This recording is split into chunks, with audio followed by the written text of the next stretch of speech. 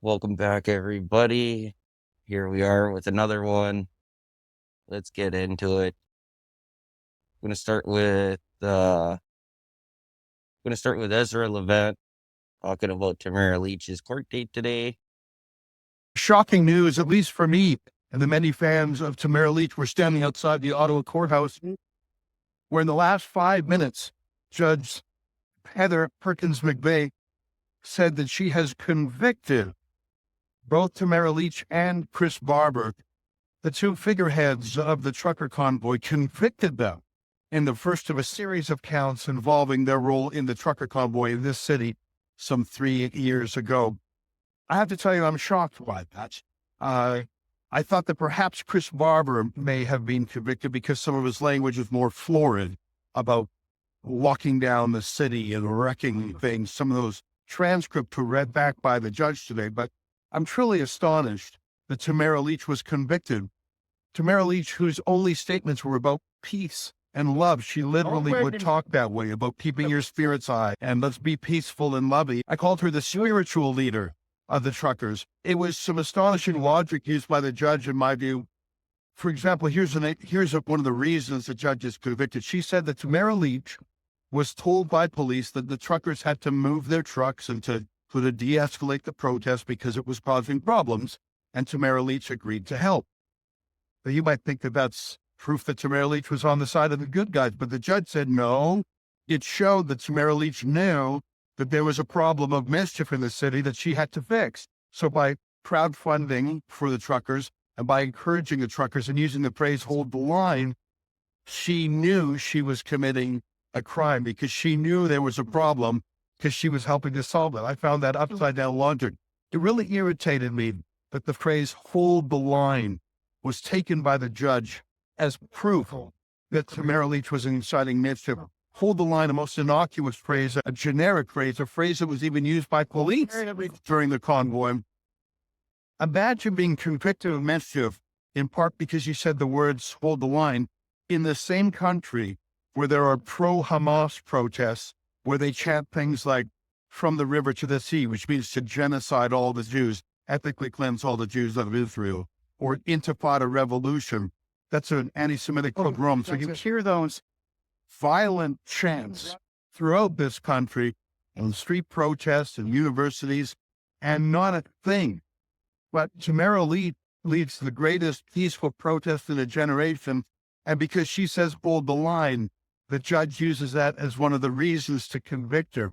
So, yeah, what makes me the most aggravated out of it all is this stuff that's happening in our streets of Canada. This is just disgusting. Hundreds gathered for yet another pro-Palestinian protest here in Ottawa. A rally organized by the Palestinian youth movement taking to the streets of the capital. We heard news that the ceasefire has been broken by Israel. It has collapsed indefinitely. Netanyahu has announced this as well. And there have been also traumatic news, horrendous news, horrific news, and images and videos coming out of Gaza of martyrs, of people who have been killed. The Gaza Health Ministry claims more than 400 people died in the attack, with hundreds of others wounded, including women and children. Protesters here calling for a permanent ceasefire and arms embargo against Israel. They hope the deaths in Gaza make the conflict an issue in the upcoming federal election. We're all interconnected. It doesn't matter about religion. It doesn't matter about faith. What matters is that we're all humans at the end of the day. Tuesday's protest mirrors many held in the months since Israel responded with deadly force to the October 7th, 2023 attacks by Hamas that killed some 1,200 people and took another 250 hostage, some of whom are still in captivity. The right to protest is a cherished right here in Canada, and it's fundamental to our democracy. Yeah, but they're fucking illegals. They're not even Canadian citizens. They have no right to our democracy. You want to fight and you want to protest as an illegal, and you're not even a Canadian citizen? Go to Palestine and protest on the front line. We had old ladies trampled by horses and people pepper sprayed by our own police. And now we have pro-Palestine protesters assaulting Canadians and the police doing nothing. This liberal regime government we have has to go. Just has to go. Absolutely has to go. Here's a good post. April 2nd. Trudeau for treason. Time to hit those bank accounts. You can't let them disrespect your supreme leadership. And the WEF or WEF ends you. That's exactly what's going to be happening. So this looks like getting a convoy going for the carbon tax, which is awesome. Carbon again from back when we had the Freedom Convoy. It's the Democrats. They're infected by the World Economic Forum with the globalist climate BS that they've been manipulating, trying to make everybody, oh, you have to listen to us. This is what we need. This is what we need. The government is not there to tell you what you need. You are there to tell the government what you need. So stop letting the government tell you what you need and tell the government what we need. What we need is no more carbon tax. What we need is energy projects. That's true. The Canadian truckers, you've been reading about it, who are resisting bravely these lawless mandates, are doing more to defend American freedom than our own leaders by far. And we want those great Canadian truckers to know that we are with them all the way. They've really shown something. Conroe, Texas. Former President Donald Trump just endorsed Canadian truckers protesting in Ottawa, says they are doing more for freedom than the U.S. leaders. So, let's keep that message going. We need to get this out there again. We need to make sure we do something today for a better tomorrow. So stand up today for a better tomorrow. Here's a carbon tax convoy. Let's get her going. Send the details. Let's get it going. Live stream that whole thing. Send me some funding on Patreon or something. I'll get out there. I can't afford the fuel, but I got a truck. I got the camera. I got everything I need to go do live stream. Here we go again. More Palestine protests. Taking over streets. 3 years ago, the government used Emergency Act, froze Canadian bank accounts, and called them every name in the book, all for peacefully protesting. February 4th, this group gets to shut down traffic with a full police escort around the city. That's what you call two sets of laws, two sets of rules. They allow this because it helps the fear mongering. They allow these pro-Palestine protests because it helps push the fear for allowing the government to tell you what you need and what you want. That's not why the government's there. First of all, for True North in Crampton, Ontario, we're outside of the Hindu temple where yesterday violent clash between Palestinians and Hindu supporters had taken place.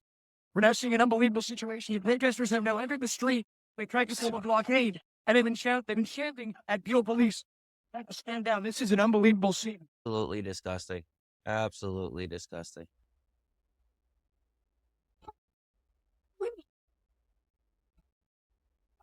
And Yeah, there is only one solution. Get Pierre in. Get all these illegal immigrants deported. We got to do what Trump did. We got to clean our government, clean house. And just to go to show what's going to happen to Canada with another fourth Liberal term. Again, just look at Stammer in the UK. Free speech is one of the main cornerstones of Western civilization. When I was at school, when I thought of cancel culture, my first thought went to YouTubers who have to make apology videos for saying something stupid. It wasn't anything to do with politics. But today, it is under threat. There is no true free speech in this country. It's utterly terrifying. Under the guise of safety and social justice, governments across the West are clamping down on what we can say. You're giving the state far too much power that it will inevitably abuse. Will freedom of thought and speech become a thing of the past in the UK? Ofcom will be an organ of the state to decide what's true and what's false. It's already become a thing of the past.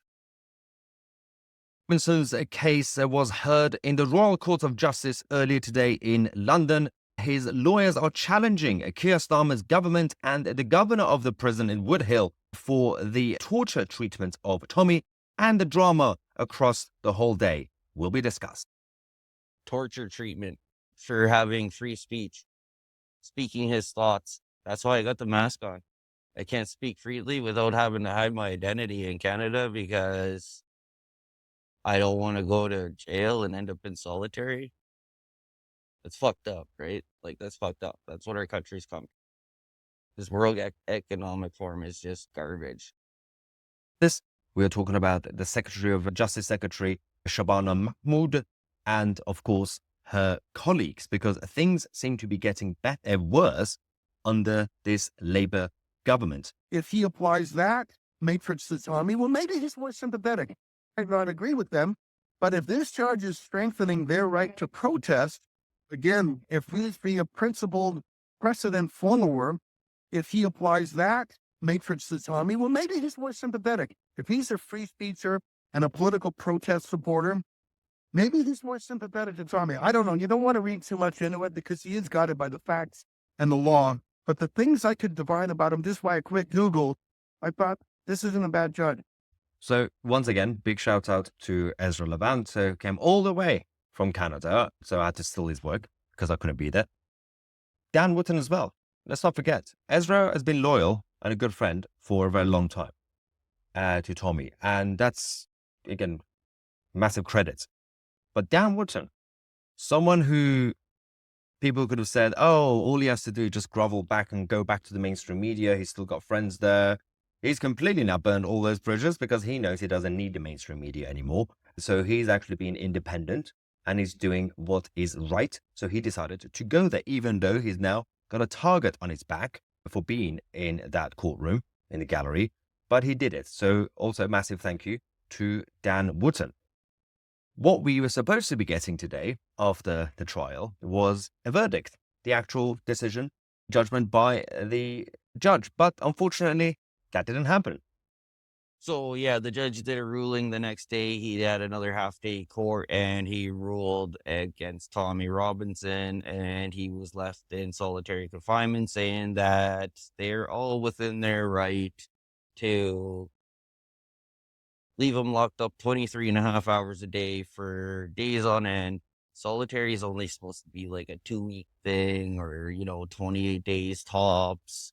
Maybe you might be lucky enough to write a letter, but probably not because it sounded pretty horrible. If you want to watch the whole video, they go over Tommy Robinson's living conditions while he's in that solitary confinement. Ezra Levant did a really good video. He's been following that story through the entirety, as have I been following it through Ezra.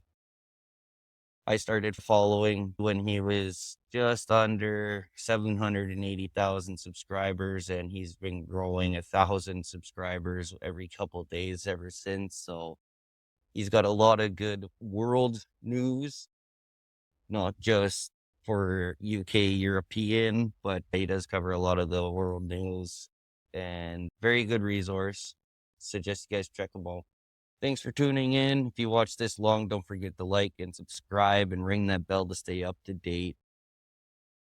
Thanks for everybody for coming out. And don't forget, it starts with you today, not tomorrow.